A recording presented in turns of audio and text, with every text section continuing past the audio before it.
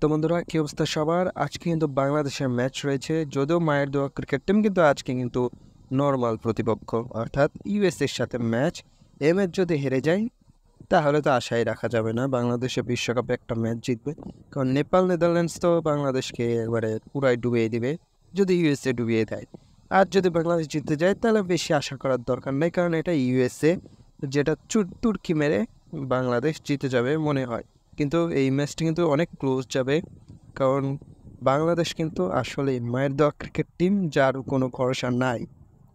তো বন্ধুরা, এই ম্যাচের যদি সকল আপডেট আপনারা জানতে চান তাহলে আমার ফেসবুক পেজটি ফলো করে দেবেন। ডিসক্রিপশন বক্সে আমি লিঙ্ক দিয়ে দেবো, আপনারা চাইলে যে ফলো করে দিতে পারেন। এবং এই ম্যাচের সকল আপডেট কিন্তু আমার ফেসবুক পেজে আপনারা পেয়ে যাবেন। ওভার বাই ওভার, আপনারা যারা বিজি থাকেন বা ম্যাচ দেখতে পারবেন না অনলাইনে, তাদের জন্য এটি করা, এবং লাইভ স্কোর আপডেট আপনারা পেয়ে যাবেন। এবং আজকে কিন্তু আইপিএলেরও ম্যাচ রয়েছে, কোয়ালিফায়ার 1 হায়দ্রাবাদ এবং কলকাতার, এবং সেই ম্যাচেরও আপডেট কিন্তু আজকে আপনারা পেয়ে যাবেন আমার ফেসবুক পেজে। তাই আমার ফেসবুক পেজটি অবশ্যই ফলো করে দেন।